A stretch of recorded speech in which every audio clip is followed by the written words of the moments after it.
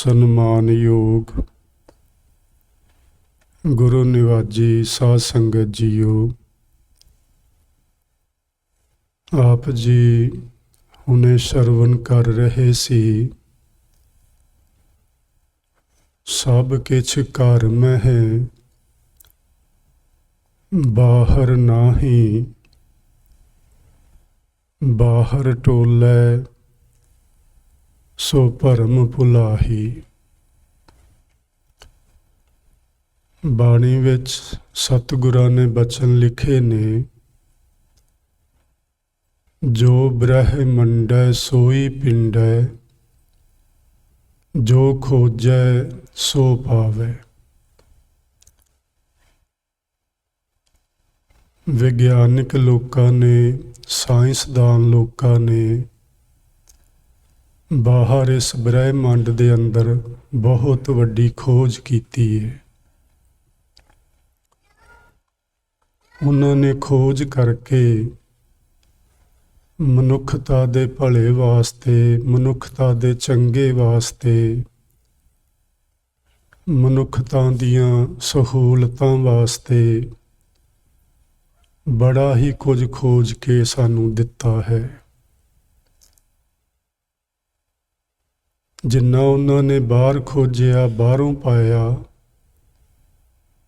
ਜਿਹੜੇ ਆਪਣੇ ਅੰਦਰ ਨੂੰ ਖੋਜਦੇ ਨੇ, ਅੰਦਰ ਵੀ ਇੰਨਾ ਹੀ ਵੱਡਾ ਖਜ਼ਾਨਾ ਹੈ। ਅੰਦਰੋਂ ਵੀ ਉਹ ਸਭ ਕੁਝ ਪਾਇਆ ਜਾ ਸਕਦਾ ਹੈ। ਜੋ ਬ੍ਰਹਿਮੰਡ ਵਿੱਚ ਸਾਨੂੰ ਨਜ਼ਰ ਆ ਰਿਹਾ ਹੈ, ਉਹ ਸਭ ਕੁਝ ਸਾਡੇ ਅੰਦਰ ਵੀ ਹੈ। ਸੋ ਅਸਾਂ ਖੋਜ ਕਰਨੀ ਹੈ ਅੰਦਰ ਦੀ। ਯਾਨੀ ਆਪਾਂ ਇਸ ਜਗ੍ਹਾ 'ਤੇ ਜਦੋਂ ਬੈਠਦੇ ਹਾਂ ਸਤ ਸੰਗਤ ਦੇ ਰੂਪ ਵਿੱਚ, ਅਸੀਂ ਅੰਦਰ ਦੀ ਖੋਜ ਲਈ ਬੈਠਦੇ ਹਾਂ।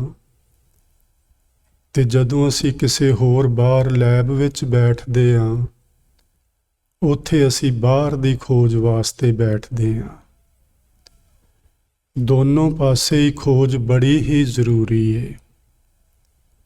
ਬਾਹਰ ਵੀ ਖੋਜ ਕਰਕੇ ਇਹ ਨਹੀਂ ਕਿ ਹੁਣ ਜਿੰਨਾ ਕੁਝ ਲੱਭ ਲਿਆ ਹੈ ਬਸ ਇੰਨਾ ਹੀ ਹੈ, ਇਸ ਤੋਂ ਅੱਗੇ ਹੋਰ ਕੁਝ ਨਹੀਂ। ਇਸ ਤੋਂ ਅੱਗੇ ਹੋਰ ਬਹੁਤ ਕੁਝ ਪਾਇਆ ਜਾ ਸਕੇਗਾ। ਇਸੇ ਤਰ੍ਹਾਂ ਅੰਦਰ ਜਿਹੜੇ ਮਹਾਂਪੁਰਸ਼ ਅੰਦਰ ਦੀ ਖੋਜ ਕਰਦੇ ਨੇ, ਉਹ ਦੱਸਦੇ ਨੇ ਕਿ ਅੰਦਰ ਦੀ ਖੋਜ ਦਾ ਵੀ ਕੋਈ ਅੰਤ ਨਹੀਂ। ਇਹ ਕੰਮ ਵੀ ਕਿਤੇ ਸਮਾਪਤ ਜਾਂ ਖਤਮ ਹੋਣ ਵਾਲਾ ਨਹੀਂ। ਲੱਗੇ ਰਹਿਣਾ ਮਨੁੱਖ ਦਾ ਕਰਮ ਏ, ਬਖਸ਼ਿਸ਼ਾਂ ਕਰਨੀਆਂ ਮਾਲਕ ਦੀ ਮੌਜ ਏ। ਸੋ ਆਪਾਂ ਯਤਨ ਕਰਿਆ ਕਰੀਏ, ਆਪਣੇ ਅੰਦਰ ਝਾਤੀ ਮਾਰੀਏ, ਅੰਦਰ ਵੇਖੀਏ ਕੀ ਕੁਝ ਚੱਲ ਰਿਹਾ ਹੈ। ਸਾਡੇ ਅੰਦਰ ਵਿਸ਼ੇ ਵਿਕਾਰ ਚੱਲ ਰਹੇ ਨੇ, ਸਾਡੇ ਅੰਦਰ ਸਤ ਸੰਤੋਖ, ਦਇਆ, ਧਰਮ ਆਦਿਕ ਇਹ ਚੀਜ਼ਾਂ ਚੱਲ ਰਹੀਆਂ ਨੇ, ਜਾਂ ਸਾਡੇ ਅੰਦਰ ਪਰਮਾਤਮਾ ਦੇ ਨਾਮ ਦੀ ਯਾਦ ਚੱਲ ਰਹੀ ਹੈ। ਇਹ ਸਭ ਕੁਝ ਜੀ ਆਪਾਂ ਨੂੰ ਆਪ ਹੀ ਵੇਖਣਾ ਪੈਣਾ ਹੈ। ਜਿਵੇਂ ਜਿਵੇਂ ਆਪਾਂ ਵੇਖਾਂਗੇ, ਆਪਣੇ ਅੰਦਰ ਝਾਤੀ ਮਾਰਾਂਗੇ, ਤਿਵੇਂ ਤਿਵੇਂ ਪਾਵਾਂਗੇ ਕਿ ਸਾਡੇ ਅੰਦਰ ਵੀ ਬਹੁਤ ਬਹੁਤ ਵੱਡਾ ਖਜ਼ਾਨਾ ਹੈ। ਸੋ ਅੱਜ ਦੀ ਗੱਲ ਆਪਾਂ ਪ੍ਰਾਰੰਭ ਕਰਦੇ ਹਾਂ। ਆਪਾਂ ਐਤਵਾਰ ਵਾਲੇ ਦਿਨ ਗੁਰਬਾਣੀ ਦੇ ਸਿਰਲੇਖਾਂ ਉੱਤੇ ਵਿਚਾਰ ਕਰ ਰਹੇ ਹਾਂ। ਪਿਛਲੇ ਸਮੇਂ ਆਪਾਂ ਵਿਚਾਰ ਕੀਤੀ ਸੀ ਰਾਮ ਕਲੀ ਰਾਗ ਦੇ ਅੰਦਰ ਆਨੰਦ ਸਾਹਿਬ ਜੀ ਦੀ ਬਾਣੀ ਦੇ ਸੰਬੰਧ ਵਿੱਚ। ਤੇ ਪਿਛਲੀ ਕਥਾ ਵਿੱਚ ਆਪਾਂ ਕੁਝ ਸਿੱਖਿਆਵਾਂ ਜਿਹੜੀਆਂ ਗੁਰੂ ਅਮਰਦਾਸ ਮਹਾਰਾਜ ਜੀ ਨੇ ਆਪਾਂ ਨੂੰ ਆਨੰਦ ਸਾਹਿਬ ਜੀ ਦੀ ਬਾਣੀ ਵਿੱਚ ਦਿੱਤੀਆਂ ਨੇ, ਉਹਨਾਂ ਨੂੰ ਸਮਝਿਆ ਸੀ। ਸੋ ਅੱਜ ਆਪਾਂ ਗੁਰੂ ਅਮਰਦਾਸ ਮਹਾਰਾਜ ਜੀ ਦੇ ਪੜਪੋਤਰੇ ਭਾਈ ਸੁੰਦਰ ਜੀ ਦੀ ਲਿਖੀ ਹੋਈ ਇਹ ਬਾਣੀ, ਜਿਸ ਦਾ ਨਾਮ ਹੈ ਸੱਦ, ਇਸ ਨੂੰ ਆਪਾਂ ਸਮਝਣ ਦਾ ਯਤਨ ਕਰਨਾ ਹੈ। ਇਸ ਨੂੰ ਪ੍ਰਾਰੰਭ ਕਰਨ ਤੋਂ ਪਹਿਲਾਂ ਮੈਂ ਥੋੜ੍ਹਾ ਜਿਹਾ ਸਮਾਂ ਆਪ ਜੀ ਦਾ ਲੈਣਾ ਚਾਹਾਂਗਾ। ਸਿੱਖ ਸਮਾਜ ਦੇ ਅੰਦਰ ਗੁਰੂ ਸਾਹਿਬਾਨ ਦਾ ਸਰਬ ਉੱਚ ਸਥਾਨ ਹੈ। ਉਹਨਾਂ ਦੇ ਬਰਾਬਰਤਾ ਦਾ ਸਥਾਨ ਕਿਸੇ ਹੋਰ ਨੂੰ ਨਹੀਂ ਦਿੱਤਾ ਜਾ ਸਕਦਾ।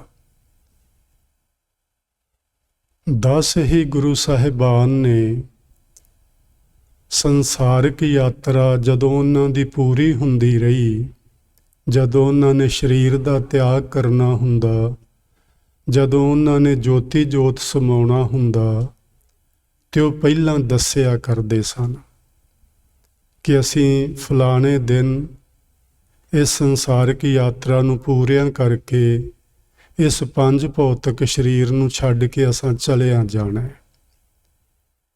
ਸੋ ਕਈ ਵਾਰੀ ਸਾਡੇ ਮਨਾਂ ਵਿੱਚ ਇਹ ਸਵਾਲ ਪੈਦਾ ਹੁੰਦਾ ਹੈ ਕਿ ਕੀ ਸੱਚਮੁੱਚ ਇਹ ਸੰਭਵ ਹੈ? ਕੋਈ ਮਨੁੱਖ ਆਪਣੇ ਅੰਤ ਸਮੇਂ ਨੂੰ ਦੱਸ ਸਕਦਾ ਹੈ ਕਿ ਮੇਰਾ ਸਮਾਂ ਕਦੋਂ ਆਉਣਾ ਹੈ? ਭਾਵੇਂ ਆਪਣੇ 'ਚ ਉਹ ਸਮਰੱਥਾ ਨਹੀਂ ਕਿ ਆਪਾਂ ਦੱਸ ਸਕੀਏ, ਲੇਕਿਨ ਕੁਝ ਲੋਕ ਇਹੋ ਜਿਹੇ ਹੋਏ ਨੇ ਇਸ ਸੰਸਾਰ ਵਿੱਚ ਜਿਹੜੇ ਆਪਣੇ ਸਰੀਰ ਨੂੰ ਛੱਡਣ ਤੋਂ ਪਹਿਲਾਂ ਸਾਫ਼-ਸਾਫ਼ ਦੱਸਦੇ ਰਹੇ, ਸਮਾਂ ਵੀ, ਸਥਾਨ ਵੀ, ਦਿਨ ਵੀ, ਹਰ ਚੀਜ਼ ਦੱਸ ਕੇ ਉਹ ਗਏ। ਜਿਸ ਤਰ੍ਹਾਂ ਬਾਹਰੀ ਖੋਜ ਏ, ਅਸੀਂ ਸਾਰੇ ਜਣੇ ਇਸ ਤਰ੍ਹਾਂ ਨਹੀਂ ਲੱਭ ਸਕਦੇ ਕਿ ਇਹ ਫੋਨ ਕਿਸ ਤਰ੍ਹਾਂ ਕੰਮ ਕਰਦਾ ਹੈ। ਬਿਨਾਂ ਤਾਰ ਤੋਂ ਦੁਨੀਆ ਦੇ ਭਰ ਦੇ ਕਿਸੇ ਕੋਨੇ ਤੋਂ ਗੱਲ ਕੀਤੀ ਜਾ ਸਕਦੀ ਹੈ, ਸਾਡੀ ਸਮਝ ਤੋਂ ਪਰੇ ਹੈ। ਹਰ ਮਨੁੱਖ ਇਸ ਗੱਲ ਨੂੰ ਨਹੀਂ ਸਮਝ ਸਕਦਾ। ਇੰਟਰਨੈਟ ਕਿਵੇਂ ਕੰਮ ਕਰਦਾ ਸਾਨੂੰ ਨਹੀਂ ਇਹਦੀ ਸਮਝ, ਭਾਵੇਂ ਅਸੀਂ ਇਸ ਨੂੰ ਵਰਤ ਰਹੇ ਹਾਂ, ਪਰ ਇਹਦੇ ਬਾਰੇ ਸਾਨੂੰ ਕੋਈ ਜਾਣਕਾਰੀ ਨਹੀਂ। ਲੇਕਿਨ ਜਿਨ੍ਹਾਂ ਨੇ ਬਣਾਇਆ ਹੈ ਉਹਨਾਂ ਨੂੰ A to Z ਹਰ ਚੀਜ਼ ਦਾ ਇਹਦੇ ਬਾਰੇ ਗਿਆਨ ਸੀ, ਤਾਂ ਹੀ ਉਹ ਇਸ ਨੂੰ ਬਣਾ ਪਾਏ। ਇਸੇ ਹੀ ਤਰ੍ਹਾਂ ਅੰਦਰਲੇ ਪਾਸੇ ਅਸੀਂ ਸਾਰੇ ਲੋਕ ਨਹੀਂ ਦੱਸ ਪਾਵਾਂਗੇ ਕਿ ਸਾਡਾ ਅੰਤ ਸਮਾਂ ਕਦੋਂ ਆਉਣਾ ਹੈ, ਪਰ ਕੁਝ ਲੋਕ ਜ਼ਰੂਰ ਹਨ ਇਸ ਦੁਨੀਆ ਦੇ ਵਿੱਚ ਜਿਹੜੇ ਇਸ ਗੱਲ ਨੂੰ ਵੀ ਸਮਝਦੇ ਜਾਣਦੇ ਨੇ ਤੇ ਉਹ ਦੱਸਦੇ ਰਹੇ। ਸੋ ਮੈਂ ਆਪ ਜੀ ਨੂੰ ਬੇਨਤੀ ਕੀਤੀ ਕਿ 10 ਗੁਰੂ ਸਾਹਿਬਾਨ ਤੇ ਦੱਸਦੇ ਹੀ ਰਹੇ। ਜੇ ਅਸੀਂ ਕੇਵਲ ਸਿੱਖ ਸਮਾਜ ਦੀ ਗੱਲ ਕਰੀਏ, ਇਹਦੇ ਵਿੱਚ ਬਹੁਤ ਸਾਰੇ ਲੋਕ ਇਹੋ ਜਿਹੇ ਹੋਏ ਨੇ ਮਹਾਂਪੁਰਸ਼ ਜਿਹੜੇ ਆਪਣਾ ਅੰਤ ਸਮਾਂ ਦੱਸ ਕੇ ਹੀ ਸੰਸਾਰ 'ਚੋਂ ਜਾਂਦੇ ਰਹੇ। ਇੱਕ ਛੋਟੀ ਜਿਹੀ ਕਹਾਣੀ ਜੋ ਸਾਡੇ ਬੜੇ ਹੀ ਸਤਿਕਾਰਯੋਗ ਸੰਤ ਸਿੰਘ ਮਸਕੀਨ ਜੀ ਹੋਰਾਂ ਨੇ ਸੁਣਾਈ ਏ, ਉਹ ਤੁਹਾਡੇ ਨਾਲ ਸਾਂਝੀ ਕਰਨਾ ਚਾਹੁੰਦਾ। ਉਹਨਾਂ ਨੇ ਇਹ ਘਟਨਾ 1995 ਦੀ ਦੱਸੀ ਏ। ਅਲੀਗੜ੍ਹ ਸ਼ਹਿਰ ਯੂਪੀ ਦੇ ਅੰਦਰ, ਉਹਦੇ ਨਾਲ ਇੱਕ ਛੋਟਾ ਜਿਹਾ ਪਿੰਡ ਸੀ। ਉਸ ਪਿੰਡ ਵਿੱਚ ਕੁਝ ਘਰ ਸਨ ਸਿੱਖਾਂ ਦੇ। ਉਹਨਾਂ ਨੇ ਇੱਕ ਛੋਟਾ ਜਿਹਾ ਗੁਰਦੁਆਰਾ ਉੱਥੇ ਬਣਾਇਆ ਹੋਇਆ ਸੀ। ਉੱਥੇ ਇੱਕ ਸਿੱਖ ਸਾਧੂ ਆ ਗਿਆ। ਉਹਦੇ ਨਾਂ ਦਾ ਨਹੀਂ ਪਤਾ, ਉਹ ਕਿੱਥੋਂ ਦਾ ਰਹਿਣ ਵਾਲਾ ਕਿਸੇ ਨੂੰ ਨਹੀਂ ਸੀ ਪਤਾ। ਉਹ ਗੁਰਦੁਆਰੇ ਆਇਆ, ਰਾਤ ਪੈ ਗਈ। ਪਿੰਡ ਵਾਲੇ ਲੋਕਾਂ ਨੇ ਉਹਨੂੰ ਖਾਣ ਪੀਣ ਦਾ, ਉਹਦੇ ਰਹਿਣ ਦਾ ਇੰਤਜ਼ਾਮ ਕੀਤਾ। ਉਹ ਕੁਝ ਦਿਨ ਠਹਿਰੇ ਉੱਥੇ। ਉਹ ਸਾਰਾ ਦਿਨ ਸੁਖਮਨੀ ਸਾਹਿਬ ਜੀ ਦੀ ਬਾਣੀ ਦਾ ਪਾਠ ਕਰਦੇ ਸਨ, ਯਾਨੀ ਰਾਤ ਦਿਨ ਉਹ ਹਰ ਵਕਤ ਪਾਠ ਹੀ ਕਰਦੇ ਰਹਿੰਦੇ, ਹੋਰ ਕੁਝ ਨਹੀਂ ਸੀ ਕਰਦੇ। ਸਿੱਖ ਸੰਗਤ ਉਹਨਾਂ ਕੋਲ ਬੈਠਣ ਲੱਗ ਪਈ। 2 ਘੜੀਆਂ ਉਹਨਾਂ ਗੱਲਬਾਤ ਕਰਨੀ, ਫਿਰ ਉਹਨਾਂ ਨੇ ਪਾਠ ਵਿੱਚ ਮਗਨ ਹੋ ਜਾਣਾ। ਉਹ 2-3 ਮਹੀਨੇ ਉਸ ਪਿੰਡ ਵਿੱਚ ਰਹੇ। ਇੱਕ ਦਿਨ ਉਹ ਜਿਵੇਂ ਸੰਗਤ ਗੁਰਦੁਆਰੇ ਆਪਾਂ ਇਕੱਠੇ ਹੋਏ ਹਾਂ, ਇਸ ਤਰ੍ਹਾਂ ਇਕੱਠੀ ਹੋਈ ਸੰਗਤ, ਤੇ ਉਹਨਾਂ ਨੇ ਸੰਗਤ ਨੂੰ ਦੱਸਿਆ ਕਿ ਅਸੀਂ ਹੁਣ ਚਲੇ ਜਾਣਾ ਹੈ। ਕਿਸੇ ਨੇ ਪੁੱਛਿਆ ਕਿ ਤੁਸੀਂ ਸਾਡੇ ਕੋਲ ਹੀ ਰਹੋ, ਤੁਸੀਂ ਸਾਰਾ ਦਿਨ ਬਾਣੀ ਦਾ ਪਾਠ ਕਰਦੇ ਜੇ, ਕੋਈ ਭੈਣ ਭਰਾ ਇੱਥੇ ਆਉਂਦਾ ਉਹਨੂੰ ਚੰਗੀ ਗੱਲ ਸਮਝਾਉਂਦੇ ਜੇ, ਤੇ ਤੁਸੀਂ ਕਿਉਂ ਚੱਲੇ ਜੇ, ਇੱਥੇ ਹੀ ਰਹੋ। ਜੇ ਤੁਹਾਨੂੰ ਕੋਈ ਹੋਰ ਸਹੂਲਤ ਚਾਹੀਦੀ ਸਾਨੂੰ ਉਹ ਵੀ ਦੱਸੋ, ਅਸੀਂ ਉਹ ਵੀ ਤੁਹਾਨੂੰ ਦਿਆਂਗੇ। ਉਹਨਾਂ ਆਖਿਆ ਨਹੀਂ, ਮੈਂ ਹੋਰ ਕਿਤੇ ਨਹੀਂ ਜਾਣਾ, ਮੈਂ ਤੇ ਸੰਸਾਰ ਨੂੰ ਛੱਡ ਕੇ ਚਲੇ ਜਾਣਾ ਹੈ, ਇਹ ਪੰਜ ਭੌਤਿਕ ਸਰੀਰ ਨੂੰ ਛੱਡਣਾ ਹੈ ਮੈਂ। ਉਹ ਸਾਰੀ ਸੰਗਤ ਇਹ ਗੱਲ ਸੁਣ ਕੇ ਹੈਰਾਨ ਸੀ, ਤੇ ਉਹਨਾਂ ਮਹਾਂਪੁਰਸ਼ਾਂ ਦੇ ਬਚਨ ਉਹਨਾਂ ਨੂੰ ਸੱਤ ਵੀ ਮਹਿਸੂਸ ਹੁੰਦੇ ਸਨ ਵੀ ਮਹਾਂਪੁਰਸ਼ ਕਿਉਂ ਸਾਡੇ ਨਾਲ ਝੂਠ ਬੋਲਣਗੇ। ਸਿਆਣੇ ਇੱਕ ਸੱਜਣ ਨੇ ਪੁੱਛਿਆ ਤੁਸੀਂ ਕਦੋਂ ਜਾਣਾ ਹੈ, ਤੇ ਤੁਹਾਡੇ ਜਾਣ ਤੋਂ ਬਾਅਦ ਤੁਹਾਡੇ ਸਰੀਰ ਦਾ ਸੰਸਕਾਰ ਕੀਤਾ ਜਾਏ। ਕਈ ਸਾਧੂ ਮਹਾਂਪੁਰਸ਼ ਨੇ ਜਿਹੜੇ ਜਲ ਪ੍ਰਵਾਹ ਕਰਵਾਉਂਦੇ ਨੇ ਆਪਣੇ ਸਰੀਰ ਨੂੰ, ਵੀ ਜਲ ਪ੍ਰਵਾਹ ਕੀਤਾ ਜਾਏ, ਇਹਨੂੰ ਸੇਵਾ ਸੰਭਾਲ ਕਿਵੇਂ ਕਰਨੀ ਹੈ ਸਾਨੂੰ ਉਹ ਵੀ ਦੱਸ ਦਿਓ। ਉਹ ਆਖਣ ਲੱਗੇ ਤੁਹਾਨੂੰ ਕੋਈ ਚਿੰਤਾ ਕਰਨ ਦੀ ਲੋੜ ਨਹੀਂ, ਇਸ ਸਰੀਰ ਦੀ ਸੇਵਾ ਸੰਭਾਲ ਵੀ ਮੈਂ ਆਪੇ ਹੀ ਕਰ ਜਾਣੀ ਹੈ। ਚਲੋ ਸਮਾਂ ਆ ਗਿਆ, ਸੰਗਤ ਸਾਰੀ ਇਕੱਠੀ ਹੋ ਗਈ ਗੁਰਦੁਆਰੇ, ਤੇ ਉਹ ਮਹਾਂਪੁਰਸ਼ ਉੱਤੇ ਇੱਕ ਉਹਨਾਂ ਚਾਦਰ ਲਈ ਹੋਈ ਸੀ, ਉਹ ਸੰਗਤ ਦੇ ਨਾਲ ਅੰਦਰ ਗੁਰੂਦੁਆਰਾ ਸਾਹਿਬ ਦੇ ਅੰਦਰ ਪਹੁੰਚ ਗਏ। ਜਿੱਥੇ ਆਪਾਂ ਮੱਥਾ ਟੇਕਦੇ ਹਾਂ ਇਸ ਜਗ੍ਹਾ ਤੇ ਲਾਗੇ ਉਹਨਾਂ ਨੇ ਇੱਕ ਸਾਈਡ ਤੇ ਆਪਣੀ ਉਹ ਚਾਦਰ ਵਿਛਾਈ, ਉਹਦੇ ਉੱਤੇ ਲੇਟ ਗਏ। ਲੇਟਿਆਂ ਹੋਇਆਂ ਜਿਵੇਂ ਸਿੱਧੇ ਪਏ ਸਨ, ਜਿਵੇਂ ਅਸੀਂ ਸ਼ਵ ਆਸਨ ਜਿਸ ਨੂੰ ਕਹਿੰਦੇ ਹਾਂ, ਉਸ ਆਸਨ ਤੇ ਪਏ ਸਨ। ਉਹਨਾਂ ਦੀ ਨਾਭੀ ਵਿੱਚੋਂ ਇੱਕ ਅਗਨੀ ਨਿਕਲੀ, ਜਿਸ ਨੂੰ ਬ੍ਰਹਮ ਅਗਨ ਆਖਦੇ ਨੇ ਜੀ। ਮੈਨੂੰ ਉਹਦੇ ਬਾਰੇ ਨਹੀਂ ਜਾਣਕਾਰੀ। ਗੁਰਬਾਣੀ ਵਿੱਚ ਲਿਖਿਆ, ਕਬੀਰ ਸਾਹਿਬ ਆਖਦੇ ਨੇ ਬ੍ਰਹਮ ਅਗਨ ਸਹਿਜੇ ਪਰ ਜਾਲੀ, ਏਕੈ ਚੋਟ ਸਿਝਾਇਆ। ਸਾਡੇ ਸਭਨਾਂ ਦੇ ਅੰਦਰ ਉਹ ਬ੍ਰਹਮ ਅਗਨ ਹੈ। ਮੈਂ ਇਸੇ ਲਈ ਬੇਨਤੀ ਕੀਤੀ ਹੈ ਕਿ ਇਹ ਜੋ ਬਾਹਰ ਆਪਾਂ ਖੋਜ ਕੀਤੀ ਹੈ ਵਿਗਿਆਨੀ ਲੋਕਾਂ ਨੇ, ਉਹ ਇਹ ਹੀ ਕਹਿ ਰਹੇ ਨੇ ਕਿ ਅਸੀਂ ਅਜੇ ਇੰਨੀ ਕੁ ਖੋਜ ਕਰ ਪਾਏ ਹਾਂ ਜਿਵੇਂ ਸਮੁੰਦਰ ਵਿੱਚੋਂ ਇੱਕ ਚਮਚ ਪਾਣੀ ਭਰ ਕੇ ਉਹਨੂੰ ਛਾਣਬੀਨ ਕਰ ਲਈ ਹੋਵੇ। ਅਜੇ ਬਾਕੀ ਸਾਰਾ ਹੀ ਸਮੁੰਦਰ ਛਾਣਬੀਨ ਕਰਨ ਵਾਲਾ ਹੈ। ਇਸੇ ਤਰ੍ਹਾਂ ਅੰਦਰ ਇਹ ਵੱਡੇ ਵੱਡੇ ਖਜ਼ਾਨੇ ਬ੍ਰਹਮ ਅਗਨ ਸਾਡੇ ਅੰਦਰ ਹੈ, ਸਭਨਾਂ ਦੇ ਅੰਦਰ ਹੈ, ਪਰ ਉਹ ਕਿੱਥੇ ਛੁਪੀ ਹੋਈ ਹੈ ਸਾਨੂੰ ਪਤਾ ਨਹੀਂ। ਉਹਦੀ ਖੋਜ ਕਰਨੀ ਹੋਏਗੀ ਤੇ ਲੱਭ ਪਵੇਗਾ ਸਾਰਾ ਕੁਝ ਅੰਦਰ ਹੀ ਹੈ, ਬਾਹਰ ਕੁਝ ਨਹੀਂ। ਉਹ ਬ੍ਰਹਮ ਅਗਨ ਨਾਭੀ ਤੋਂ ਪ੍ਰਜਵਲਿਤ ਹੋਈ, ਉਹ ਵੱਧਦੀ ਉਹਨੇ ਥੋੜ੍ਹੇ ਜਿਹੇ ਸਮੇਂ ਵਿੱਚ ਉਹਨਾਂ ਦੇ ਸਾਰੇ ਸਰੀਰ ਦਾ ਸੰਸਕਾਰ ਕਰ ਦਿੱਤਾ ਉਸ ਅਗਨ ਨੇ। ਤੇ ਆਪਾਂ ਵੇਖਦੇ ਹਾਂ ਜਦੋਂ ਅਗਨ ਵਿੱਚ ਸਰੀਰ ਦਾਹ ਹੁੰਦਾ ਹੈ, ਸੜ ਜਾਂਦਾ ਹੈ, ਤੇ ਰਾਖ ਬਾਕੀ ਬਚਦੀ ਹੈ, ਹੱਡੀਆਂ ਬਚਦੀਆਂ ਨੇ, ਲੇਕਿਨ ਉੱਥੇ ਕੁਝ ਵੀ ਨਹੀਂ ਸੀ ਬਚਿਆ। ਨਾ ਕੋਈ ਰਾਖ, ਨਾ ਕੋਈ ਹੱਡੀਆਂ, ਨਾ ਕੋਈ ਲੈਣਾ ਦੇਣਾ, ਬਿਲਕੁਲ ਕਲੀਨ। ਔਰ ਜਿਹੜੀ ਥੱਲੇ ਉਹਨਾਂ ਚਾਦਰ ਵਿਛਾਈ ਸੀ, ਉਹ ਚਾਦਰ ਵੀ ਉਸੇ ਤਰ੍ਹਾਂ ਹੂਬਹੂ ਥੱਲੇ ਵਿਛੀ ਹੋਈ ਸੀ, ਉਹਨੂੰ ਸੇਕ ਵੀ ਨਹੀਂ ਲੱਗਾ। ਹੈ ਨਾ ਗੱਲ ਹੈਰਾਨ ਕਰ ਦੇਣ ਵਾਲੀ, ਪਰ ਇਸ ਤਰ੍ਹਾਂ ਹੋਇਆ। ਇਹ 1995 ਦੀ ਗੱਲ ਹੈ। ਗਿਆਨੀ ਜੀ ਨੇ ਦੱਸਿਆ ਕਿ ਜਦੋਂ ਮੈਂ ਇਹ ਗੱਲ ਸੁਣੀ, ਉਹ ਪਟਨੇ ਸਨ ਜਦੋਂ ਉਹਨਾਂ ਨੇ ਕਿਸੇ ਮਹਾਂਪੁਰਸ਼ ਤੋਂ ਇਹ ਬਚਨ ਸੁਣਿਆ, ਤੇ ਉਹਨਾਂ ਆਖਿਆ ਕਿ ਮੈਂ ਮੰਨਾਂਗਾ ਤਾਂ ਮੈਂ ਉੱਥੇ ਜਾ ਕੇ ਦਰਿਆਫਤ ਕਰਨਾ ਚਾਹੁੰਦਾ ਕਿ ਕੀ ਇਹ ਗੱਲ ਸੱਚ ਹੋਈ। ਉਹ ਕਹਿੰਦੇ ਨੇ ਮੈਂ ਪਟਨਾ ਸਾਹਿਬ ਤੋਂ ਅਲੀਗੜ੍ਹ ਦੇ ਲਾਗੇ ਜਿਹੜਾ ਉਹ ਪਿੰਡ ਉਹਨਾਂ ਦੱਸਿਆ, ਮੈਂ ਉੱਥੇ ਪਹੁੰਚਿਆ। ਉੱਥੋਂ ਦੀ ਸਿੱਖ ਸੰਗਤ ਨੂੰ ਮੈਂ ਇਹ ਗੱਲ ਪੁੱਛੀ ਕਿ ਇਹ ਸੱਚ ਹੈ। ਉਹਨਾਂ ਆਖਿਆ ਬਿਲਕੁਲ ਸੱਚ ਹੈ, ਤੇ ਸਾਡੀਆਂ ਅੱਖਾਂ ਦੇ ਸਾਹਮਣੇ ਇਹ ਘਟਨਾ ਵਾਪਰੀ ਹੈ। ਕੋਈ ਓਲੇ ਨਹੀਂ, ਕੋਈ ਜੰਗਲ ਵਿੱਚ ਨਹੀਂ ਕੁਝ ਹੋਇਆ, ਇਹ ਗੁਰਦੁਆਰੇ ਦੇ ਅੰਦਰ ਹੋਇਆ।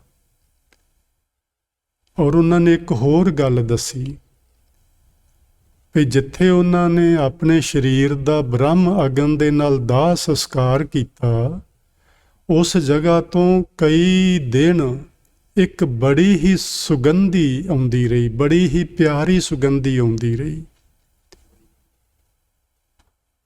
ਸੋ ਜੀ ਜਿਹੜੇ ਮਹਾਂਪੁਰਸ਼ ਹੁੰਦੇ ਨੇ, ਉਹਨਾਂ ਨੂੰ ਸਰੀਰ ਤਿਆਗਣ ਦਾ ਵੀ ਪਤਾ ਹੁੰਦਾ ਹੈ, ਕਿਵੇਂ ਤਿਆਗਣਾ ਹੈ। ਉਹਨਾਂ ਨੂੰ ਸਮੇਂ ਤੇ ਸਥਾਨ ਦਾ ਵੀ ਪਤਾ ਹੁੰਦਾ ਹੈ, ਕਿੱਥੇ ਤਿਆਗਣਾ ਹੈ ਤੇ ਕਦੋਂ ਤਿਆਗਣਾ ਹੈ, ਤੇ ਇਹ ਸਰੀਰ ਦਾ ਬਾਅਦ ਵਿੱਚ ਕਰਨਾ ਕੀ ਹੈ, ਉਹਨਾਂ ਨੂੰ ਇਹ ਵੀ ਪਤਾ ਹੁੰਦਾ ਹੈ।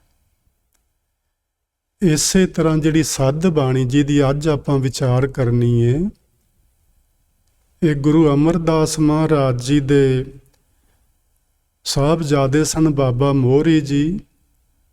ਬਾਬਾ ਮੋਹਰੀ ਜੀ ਦੇ ਪੁੱਤਰ ਨੇ ਬਾਬਾ ਆਨੰਦ ਜੀ, ਤੇ ਬਾਬਾ ਆਨੰਦ ਜੀ ਦੇ ਪੁੱਤਰ ਨੇ ਭਾਈ ਸੁੰਦਰ ਜੀ। ਜਦੋਂ ਗੁਰੂ ਅਮਰਦਾਸ ਮਹਾਰਾਜ ਜੀ ਨੇ ਆਪਣੇ ਸਰੀਰ ਨੂੰ ਤਿਆਗਣ ਦਾ ਸਮਾਂ ਸੰਗਤ ਨੂੰ ਦੱਸਿਆ, ਸੰਗਤ ਇਕੱਠੀ ਹੋਈ। ਇਸ ਗੱਲ ਉੱਤੇ ਆਪਾਂ ਅੱਜ ਵਿਚਾਰ ਕਰਨੀ ਹੈ ਕਿ ਉਹਨਾਂ ਨੇ ਸਾਨੂੰ ਕੀ ਕੀ ਸਿੱਖਿਆਵਾਂ ਦਿੱਤੀਆਂ, ਕੀ ਕਰਨ ਲਈ ਆਖਿਆ, ਕੀ ਨਾ ਕਰਨ ਲਈ ਆਖਿਆ, ਤੇ ਉਹਨਾਂ ਨੇ ਸਰੀਰ ਦੱਸ ਕੇ ਛੱਡਿਆ। ਤੇ ਕੇਵਲ ਇਹ ਗੱਲੀ ਬਾਤੀ ਨਹੀਂ ਜੀ, ਉਹ ਵਕਤ ਬਾਬਾ ਸੁੰਦਰ ਜੀ ਉੱਥੇ ਬੈਠੇ ਹੋਏ ਨੇ, ਉਹਨਾਂ ਨੇ ਬਾਣੀ ਆਪਣੀ ਕਲਮ ਨਾਲ ਲਿਖੀ ਹੈ। ਤੇ ਜਦੋਂ ਉਹ ਬਾਣੀ ਗੁਰੂ ਅਰਜਨ ਦੇਵ ਮਹਾਰਾਜ ਜੀ ਕੋਲ ਪਹੁੰਚੀ, ਤੇ ਉਹਨਾਂ ਨੇ ਇਸ ਨੂੰ ਆਦਿ ਗ੍ਰੰਥ ਸਾਹਿਬ ਦੇ ਵਿੱਚ ਅੰਕਿਤ ਕੀਤਾ। ਸੋ ਆਪਾਂ ਇਸ ਨੂੰ ਸਮਝਣਾ ਹੈ। ਇਸ ਬਾਣੀ ਦੀਆਂ ਕੁੱਲ ਜਿਹੜੀਆਂ 6 ਪੌੜੀਆਂ ਹਨ। ਅਸੀਂ ਇੱਕ ਗੱਲ ਹੋਰ ਸਮਝ ਲੈਂਦੇ ਹਾਂ ਕਿ ਇੱਕ ਸ਼ਬਦ ਅਰਬੀ ਦਾ ਮਹਾਨ ਕੋਸ਼ ਵਿੱਚ ਲਿਖਿਆ ਹੋਇਆ ਹੈ। ਉਹ ਸ਼ਬਦ ਹੈ ਹਲੂਲ, ਤੇ ਉਹਦਾ ਅਰਥ ਹੈ ਦਾਖਲ ਹੋਣਾ, ਉਤਰਨਾ, ਪ੍ਰਵਿਸ਼ਟ ਹੋਣਾ। ਕਿਸੇ ਇੱਕ ਚੀਜ਼ ਦਾ ਕਿਸੇ ਦੂਜੀ ਚੀਜ਼ ਵਿੱਚ ਦਾਖਲ ਹੋ ਜਾਣਾ, ਉਸ ਨੂੰ ਅਰਬੀ ਵਿੱਚ ਹਲੂਲ ਹੋਣਾ ਆਖਦੇ ਨੇ। ਅਸੀਂ ਕਈ ਵਾਰੀ ਵੇਖਦੇ ਹਾਂ ਕਿ ਅਸੀਂ ਕਹਿੰਦੇ ਹਾਂ ਗੁਰੂ ਨਾਨਕ ਦੇਵ ਮਹਾਰਾਜ ਜੀ ਨੇ ਆਪਣੀ ਜੋਤ ਭਾਈ ਲਹਿਣਾ ਜੀ ਦੇ ਵਿੱਚ ਰੱਖੀ। ਭਾਈ ਲਹਿਣਾ ਜੀ ਦੇ ਵਿੱਚ ਜੋਤ ਜਦੋਂ ਉਹਨਾਂ ਨੇ ਟਿਕਾਈ, ਉਸ ਤੋਂ ਤਕਰੀਬਨ ਉਹ 7-8 ਦਿਨ ਬਾਅਦ ਤੱਕ ਸਰੀਰ ਵਿੱਚ ਰਹੇ। ਤੇ ਸਵਾਲ ਇਹ ਪੈਦਾ ਹੁੰਦਾ ਹੈ ਕਿ ਕੀ ਇੱਕੋ ਆਦਮੀ ਦੋਹਾਂ ਸਰੀਰਾਂ ਵਿੱਚ ਹੋ ਸਕਦਾ ਹੈ? ਕਿ ਗੁਰੂ ਨਾਨਕ ਸਾਹਿਬ ਦੇ ਸਰੀਰ ਵਿੱਚ ਵੀ ਹੋਣ, ਤੇ ਉਹੋ ਹੀ ਗੁਰੂ ਨਾਨਕ ਸਾਹਿਬ ਦੀ ਜੋਤ ਭਾਈ ਲਹਿਣਾ ਜੀ ਦੇ ਵਿੱਚ ਵੀ ਹੋਵੇ। ਕੀ ਇਹ ਸੰਭਵ ਹੈ? ਜੀ ਹੈ। ਇਹੋ ਹੀ ਗੱਲਾਂ ਨੇ ਜਿਹੜੀਆਂ ਸਾਨੂੰ ਸਮਝ ਨਹੀਂ ਆ ਰਹੀਆਂ, ਜਿਸ ਕਰਕੇ ਅਸੀਂ ਬਾਰ-ਬਾਰ ਦੌੜੇ ਫਿਰਦੇ ਹਾਂ, ਅੰਦਰ ਅਸੀਂ ਜਾ ਨਹੀਂ ਪਾ ਰਹੇ। ਇਹ ਸਭ ਕੁਝ ਸੰਭਵ ਹੈ। ਇੱਕ ਉਦਾਹਰਨ ਨਾਲ ਸਮਝ ਲੈਂਦੇ ਹਾਂ। ਇੱਕ ਜੋਤ ਜਗਦੀ, ਇੱਕ ਦੀਵਾ ਜਗਦਾ ਹੈ। ਉਸ ਜੋਤ ਤੋਂ ਅਸੀਂ ਉਸ ਕੈਂਡਲ ਤੋਂ ਇੱਕ ਦੂਜੀ ਕੈਂਡਲ ਹੋਰ ਜਗਾ ਲਈ। ਕੀ ਪਹਿਲੀ ਕੈਂਡਲ ਦੀ ਜੋਤ ਵਿੱਚ ਕੋਈ ਫਰਕ ਆਵੇਗਾ? ਬਿਲਕੁਲ ਨਹੀਂ ਆਉਣ ਲੱਗਾ। ਉਹਨੇ ਦੂਜੀ ਵੀ ਜਗਾ ਦਿੱਤੀ। ਇਸੇ ਤਰ੍ਹਾਂ ਅਸੀਂ ਇੱਕੋ ਕੈਂਡਲ ਤੋਂ, ਇੱਕੋ ਜੋਤ ਤੋਂ ਹਜ਼ਾਰਾਂ ਲੱਖਾਂ ਜੋਤਾਂ ਜਗਾ ਸਕਦੇ ਹਾਂ, ਲੇਕਿਨ ਉਹ ਪਹਿਲੀ ਜੋਤ ਵੀ ਸਲਾਮਤ ਰਹਿੰਦੀ ਹੈ। ਉਹ ਖਤਮ ਨਹੀਂ ਹੋ ਜਾਂਦੀ, ਉਹ ਵੱਧਦੀ ਘਟਦੀ ਨਹੀਂ। ਇਸੇ ਤਰ੍ਹਾਂ ਇਹ ਜਿਹੜੀ ਰੱਬੀ ਜੋਤ ਹੈ, ਜਿਸ ਨੂੰ ਆਪਾਂ ਆਤਮਾ ਕਹਿੰਦੇ ਹਾਂ, ਇਹ ਜਿੰਨੀਆਂ ਅਸੀਂ ਦੇਹਾਂ ਹਾਂ, ਜਿੰਨੇ ਸਰੀਰ ਹਾਂ, ਇਹਨਾਂ ਸਾਰਿਆਂ ਸਰੀਰਾਂ ਵਿੱਚ ਵੱਖ-ਵੱਖ ਆਤਮਾਵਾਂ ਨਹੀਂ ਹਨ। ਆਤਮਾ ਇੱਕੋ ਹੀ ਹੈ। ਇਹ ਵੀ ਗੱਲ ਸਮਝਣ ਗੋਚਰੀ ਹੈ। ਅਸੀਂ ਹਮੇਸ਼ਾ ਆਪਣੇ ਤੋਂ ਦੂਜੇ ਨੂੰ ਵੱਖ ਸਮਝਦੇ ਹਾਂ। ਇਹ ਸਮਝਣ ਦਾ ਇੱਕ ਕਾਰਨ ਹੈ ਜੀ, ਉਹ ਕਾਰਨ ਨੇ ਸਾਡੀ ਹਉਮੈ। ਉਸ ਹਉਮੈ ਦੇ ਕਾਰਨ ਅਸੀਂ ਇੱਕ ਦੂਜੇ ਤੋਂ ਆਪਣੇ ਆਪ ਨੂੰ ਵੱਖਰਾ ਸਮਝਦੇ ਹਾਂ। ਜਿਹੜੇ ਲੋਕ ਇਸ ਹਉਮੈ ਤੋਂ ਬਚ ਜਾਂਦੇ ਨੇ, ਜਿਨ੍ਹਾਂ ਦੇ ਅੰਦਰੋਂ ਹਉਮੈ ਦਾ ਅਭਾਵ ਹੋ ਜਾਂਦਾ ਹੈ, ਉਹ ਲੋਕ ਪਾ ਲੈਂਦੇ ਨੇ ਕਿ ਇਹ ਪੂਰੇ ਬ੍ਰਹਿਮੰਡ ਵਿੱਚ ਇੱਕੋ ਹੀ ਆਤਮਾ ਕੰਮ ਕਰਦੀ ਏ, ਬਹੁਤੀਆਂ ਨਹੀਂ ਹਨ।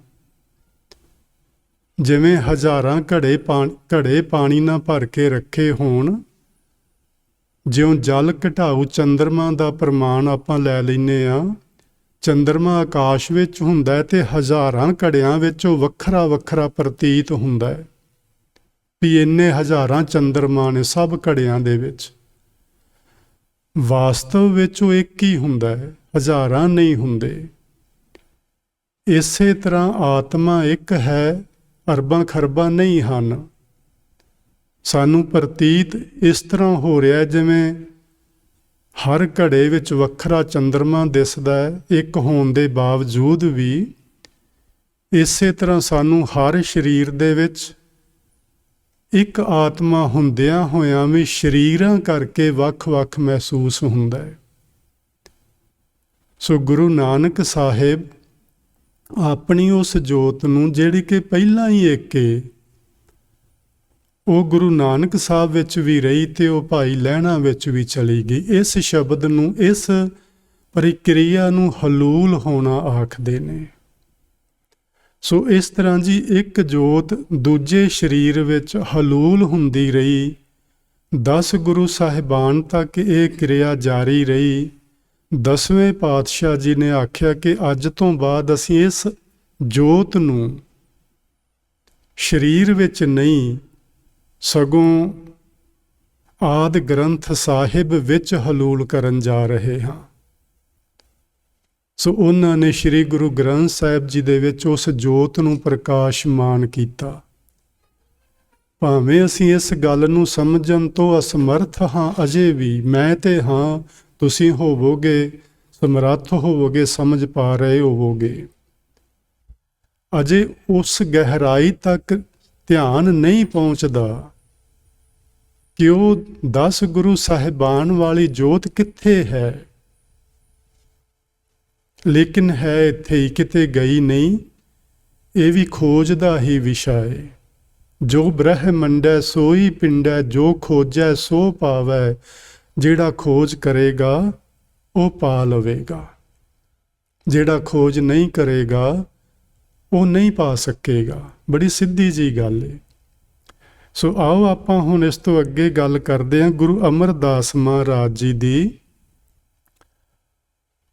ਬਾਬਾ ਸੁੰਦਰ ਜੀ ਕਹਿੰਦੇ ਨੇ ਕਿ ਗੁਰੂ ਅਮਰਦਾਸ ਮਹਾਰਾਜ ਜੀ ਨੇ ਆਖਿਆ, ਆਇਆ ਹਕਾਰਾ ਚੱਲਣ ਵਾਰਾ।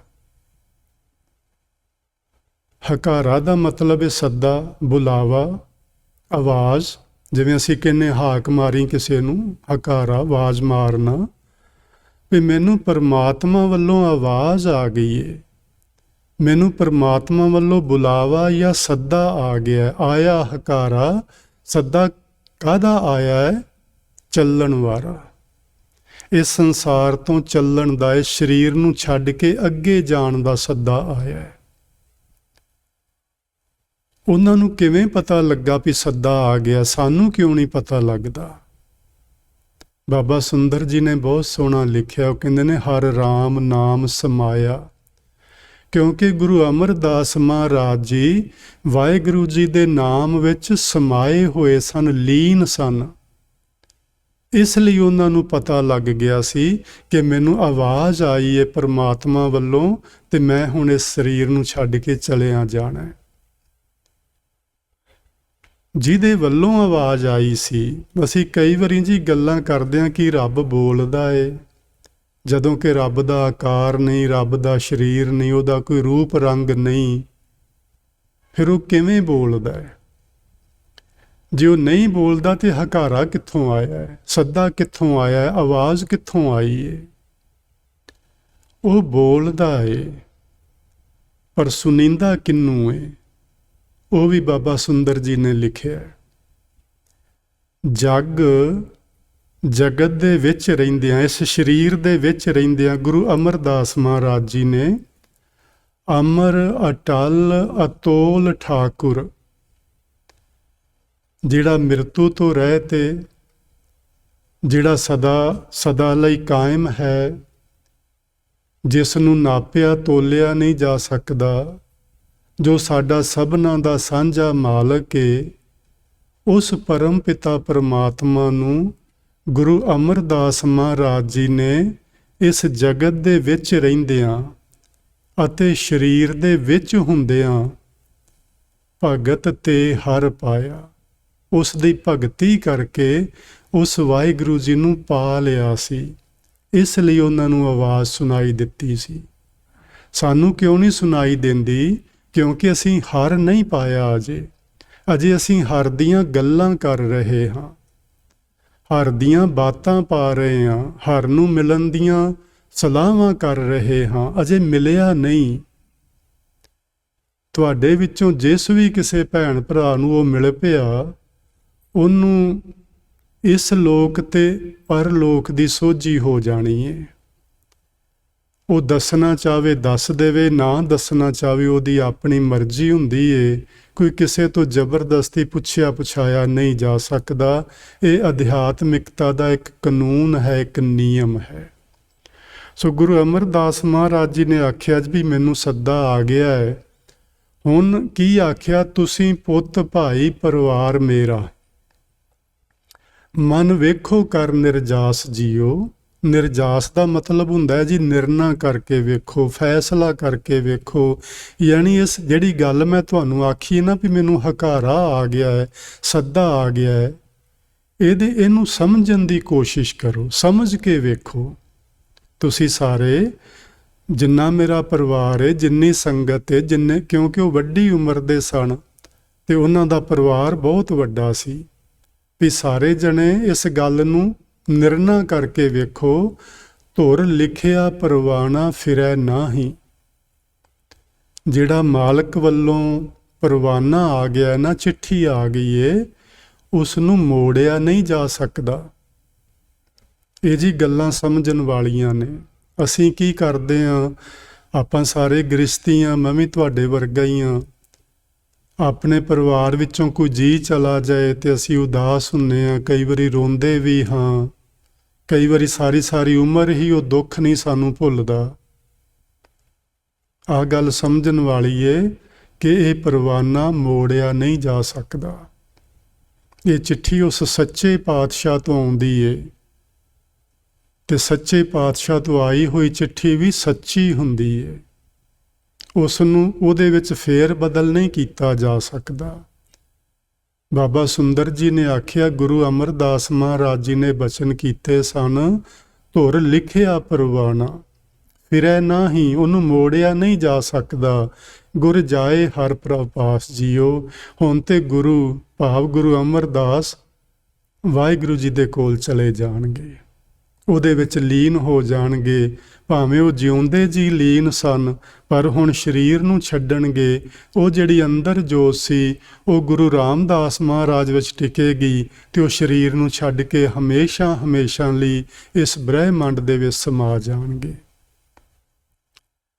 ਅੱਗੇ ਉਹਨਾਂ ਨੇ ਬਚਨ ਲਿਖਿਆ, ਬਾਬਾ ਸੁੰਦਰ ਜੀ ਨੇ, ਸਤਿਗੁਰ ਭਾਣੈ ਆਪਣੇ। ਆਪਣੇ ਭਾਣੇ ਤੋਂ ਮਤਲਬ ਹੈ ਜੀ ਆਪਣੀ ਮਰਜ਼ੀ ਨਾਲ।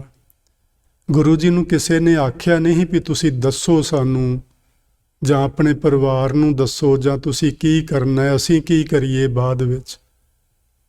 ਬਾਬਾ ਸੁੰਦਰ ਜੀ ਕਹਿੰਦੇ ਨੇ ਉਹਨਾਂ ਨੇ ਆਪਣੀ ਮਰਜ਼ੀ ਨਾਲ ਇਹ ਗੱਲ ਕੀਤੀ। ਮੈਂ ਤਾਂ ਤੁਹਾਨੂੰ ਬੇਨਤੀ ਕੀਤੀ ਹੈ, ਅਧਿਆਤਮਿਕਤਾ ਦਾ ਇਹ ਇੱਕ ਬੜਾ ਹੀ ਪਿਆਰਾ ਅਸੂਲ ਹੈ।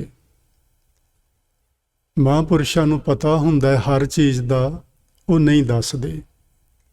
ਦੱਸਣਾ ਚਾਹਣ ਕਿਸੇ ਨੂੰ ਦੱਸ ਵੀ ਦੇਣ। ਸੋ ਇਹ ਜੀ ਉਹਨਾਂ ਦੀ ਆਪਣੀ ਮੌਜ ਹੁੰਦੀ ਏ। ਗੁਰੂ ਅਮਰਦਾਸ ਮਹਾਰਾਜ ਜੀ ਨੇ ਆਪਣੀ ਮਰਜ਼ੀ ਮੁਤਾਬਕ ਬਹਿ ਪਰਿਵਾਰ ਸਦਾਇਆ, ਸਾਰੇ ਪਰਿਵਾਰ ਨੂੰ। ਤੇ ਪਰਿਵਾਰ ਜੀ ਕੇਵਲ ਉਹਨਾਂ ਦਾ ਉਹੋ ਹੀ ਨਹੀਂ ਸੀ ਜਿਹੜੇ ਉਹਨਾਂ ਦੇ ਪੁੱਤਰ ਪੋਤਰੇ ਸਨ। ਆਪਾਂ ਸਾਰੀ ਸੰਗਤ ਉਹਨਾਂ ਦਾ ਪਰਿਵਾਰ ਹਾਂ, ਆਪਾਂ ਸਾਰੇ ਉਹਨਾਂ ਦੇ ਹੀ ਬੱਚੇ ਹਾਂ। ਮਹਾਂਪੁਰਸ਼ਾਂ ਵਿੱਚ, ਗੁਰੂਆਂ ਵਿੱਚ ਤੇ ਪਰਮਾਤਮਾ ਵਿੱਚ ਕੋਈ ਭਿੰਨ ਭੇਦ ਨਹੀਂ ਹੁੰਦਾ। ਕੱਲ੍ਹ ਅਸੀਂ ਗੁਰਬਾਣੀ ਵਿੱਚੋਂ ਹੁਕਮਨਾਮਾ ਜਿਹੜਾ ਸ੍ਰੀ ਮੁੱਖ ਵਾਕ ਪੜ੍ਹਿਆ ਸੀ, ਉਹ ਆਇਆ ਜਦੋਂ ਕੱਲ੍ਹ ਦੇ ਦੀਵਾਨ ਵਿੱਚ, ਤੇ ਉਹ ਸੀ ਏਕ ਪਿਤਾ ਏਕਸ ਕੇ ਹਮ ਬਾਰਿਕ। ਸਾਡਾ ਸਭਨਾਂ ਦਾ ਸਾਂਝਾ ਇੱਕ ਪਿਤਾ ਹੈ ਤੇ ਅਸੀਂ ਸਾਰੇ ਉਸੇ ਪਿਤਾ ਦੇ ਬੱਚੇ ਹਾਂ। ਸਾਨੂੰ ਸਾਰਿਆਂ ਨੂੰ ਗੁਰੂ ਅਮਰਦਾਸ ਮਹਾਰਾਜ ਜੀ ਨੇ ਸੱਦ ਕੇ ਆਪਣੇ ਕੋਲ ਬਿਠਾਇਆ ਤੇ ਹਦਾਇਤ ਕੀ ਜਾਰੀ ਕੀਤੀ, ਮਤ ਮੈਂ ਪਿੱਛੇ ਕੋਈ ਰੋਵ ਸੀ। ਮਤਾ ਮੈਂ ਤੁਹਾਨੂੰ ਤਾਂ ਸੱਦਿਆ ਹੈ ਕਿ ਮੈਂ ਤੁਹਾਨੂੰ ਦੱਸ ਕੇ ਨਾ ਜਾਵਾਂ, ਮਤੇ ਤੁਸੀਂ ਮੇਰੇ ਪਿੱਛੋਂ ਰੋਵੋ ਕੁਰਲਾਵੋ। ਜੀ ਇੱਕ ਗੱਲ ਸਮਝਣ ਵਾਲੀ ਹੈ ਗੁਰੂ ਅਮਰਦਾਸ ਮਹਾਰਾਜ ਜੀ ਦੇ ਜੀਵਨ ਵਿੱਚੋਂ। ਗੁਰੂ ਨਾਨਕ ਦੇਵ ਮਹਾਰਾਜ ਦੀ ਉਮਰ 70 ਵਰ੍ਹਿਆਂ ਦੀ ਹੋਈ ਏ ਤੇ ਗੁਰੂ ਅਮਰਦਾਸ ਤਕਰੀਬਨ 84 ਸਾਲਾਂ ਤੋਂ ਵੱਡੀ ਉਮਰ ਦੇ ਸਨ।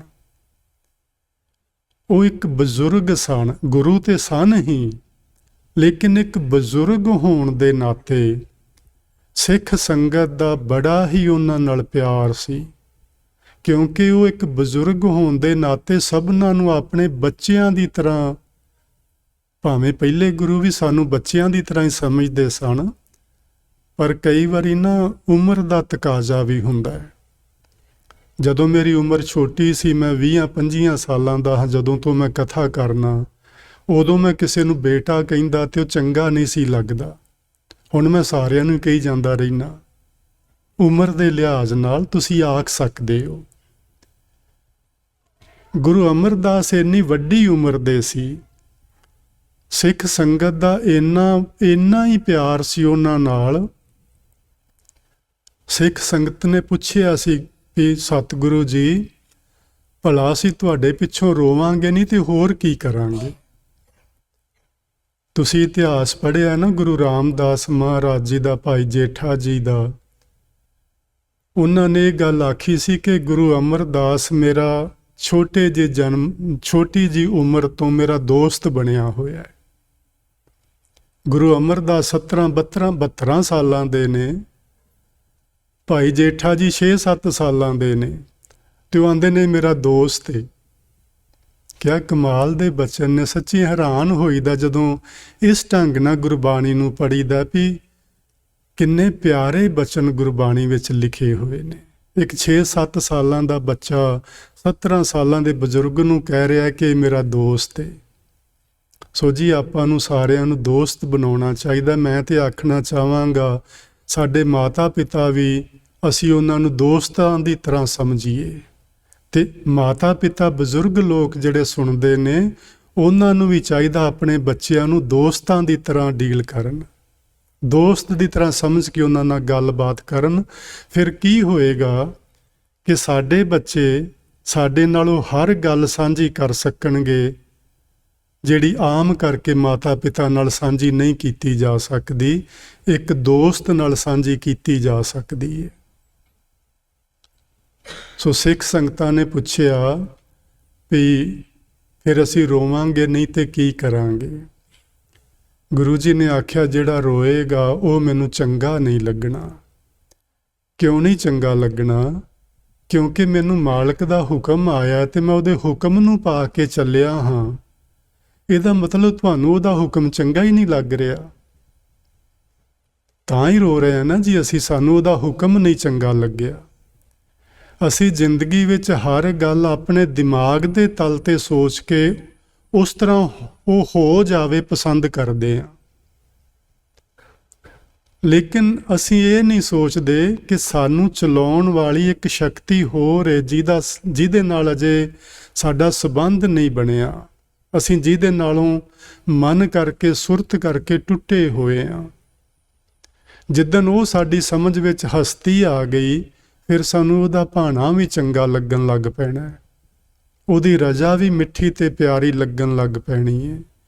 ਇਹ ਤਾਂ ਮਿੱਠੀ ਤੇ ਪਿਆਰੀ ਨਹੀਂ ਲੱਗਦੀ ਕਿਉਂਕਿ ਸਾਡਾ ਉਹਦੇ ਨਾਲ ਜੇ ਸੰਬੰਧ ਹੀ ਨਹੀਂ ਬਣਿਆ।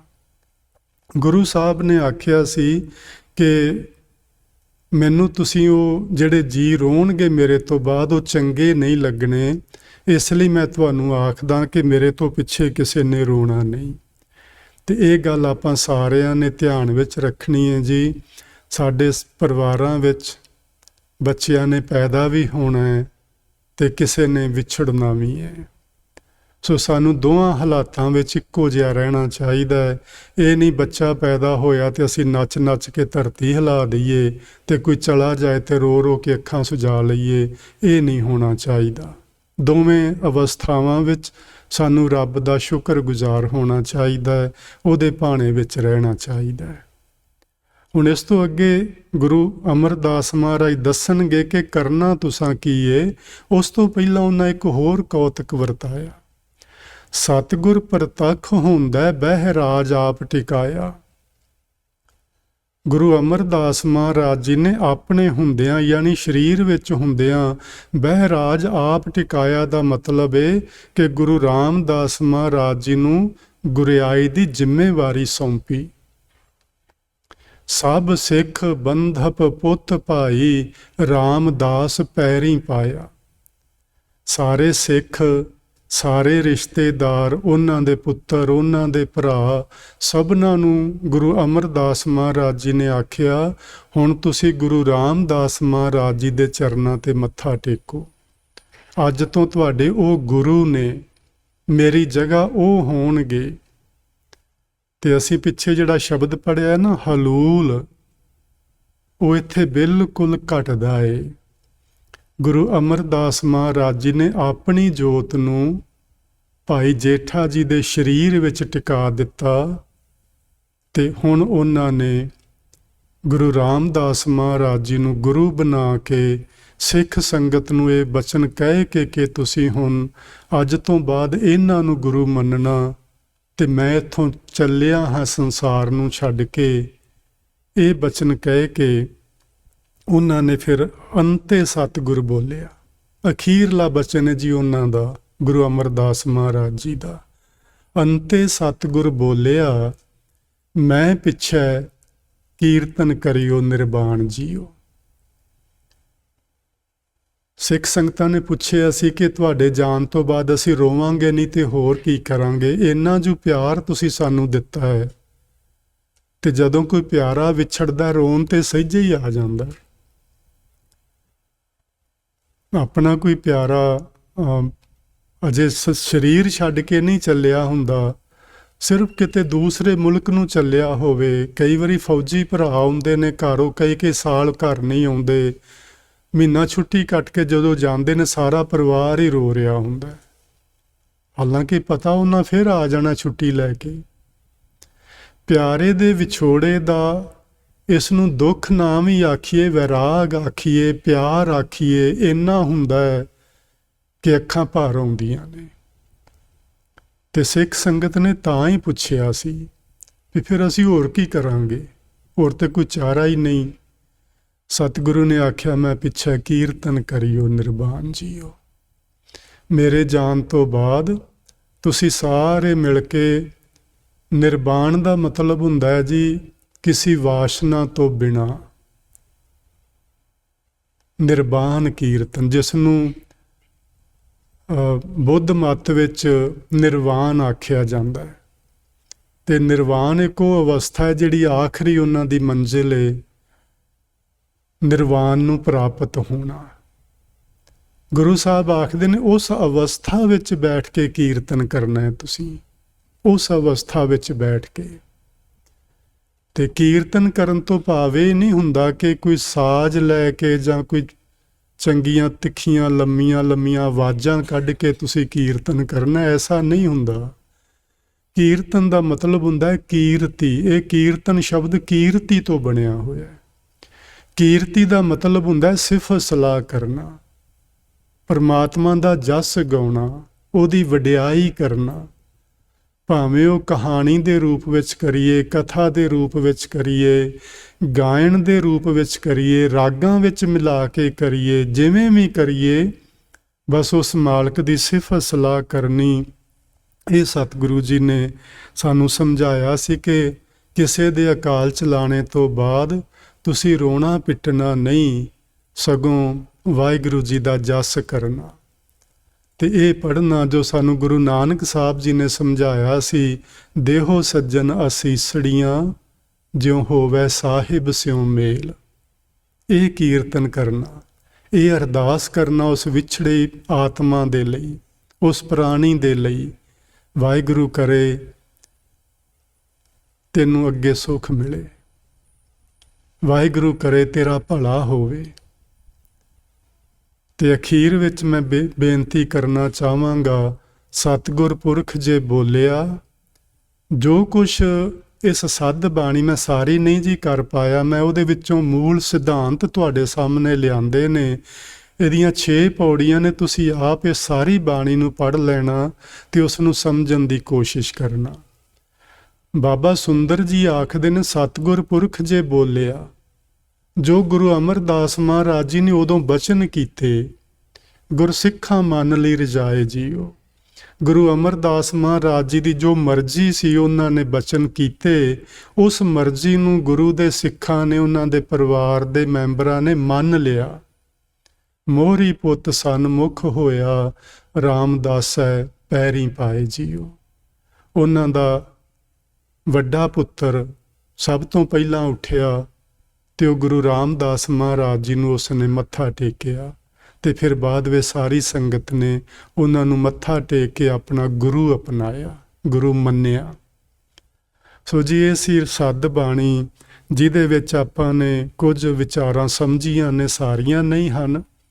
ਕੁਝ ਖਾਸ ਵਿਚਾਰਾਂ ਮੈਂ ਤੁਹਾਡੇ ਨਾਲ ਕੀਤੀਆਂ ਨੇ ਕਿ ਇੱਕ ਤੇ ਸਾਨੂੰ ਸਭਨਾਂ ਨੂੰ ਵਾਹਿਗੁਰੂ ਜੀ ਦਾ ਹੁਕਮ ਆਉਂਦਾ ਹੈ ਤੇ ਉਸ ਹੁਕਮ ਨੂੰ ਮੋੜਿਆ ਨਹੀਂ ਜਾ ਸਕਦਾ। ਸਾਡੇ ਚੋਂ ਕਿਸੇ ਨੂੰ ਵੀ ਆਵੇ, ਮੈਨੂੰ ਆਵੇ, ਤੁਹਾਨੂੰ ਆਵੇ, ਇਹ ਮੋੜਿਆ ਨਹੀਂ ਜਾ ਸਕਣਾ। ਤੇ ਦੂਜੀ ਗੱਲ, ਉਸ ਤੋਂ ਪਿੱਛੋਂ ਸਾਨੂੰ ਰੋਣਾ ਕੁਰਲਾਣਾ ਨਹੀਂ ਚਾਹੀਦਾ। ਹਾਂਜੀ, ਵਿਰਾਗ ਆ ਜਾਏ, ਪਿਆਰ ਆ ਜਾਏ, ਨੇਤਰਾਂ ਵਿੱਚੋਂ ਪਿਆਰ ਤੇ ਵਿਰਾਗ ਦਾ ਜਲ ਬਹਿ ਤੁਰੇ, ਉਹ ਇੱਕ ਵੱਖਰੀ ਗੱਲ ਹੁੰਦੀ ਏ। ਉਹਦੇ ਤੋਂ ਨਹੀਂ ਕਿਸੇ ਨੂੰ ਰੋਕਿਆ ਜਾ ਸਕਦਾ, ਨਾ ਹੀ ਰੁਕਿਆ ਜਾ ਸਕਦਾ।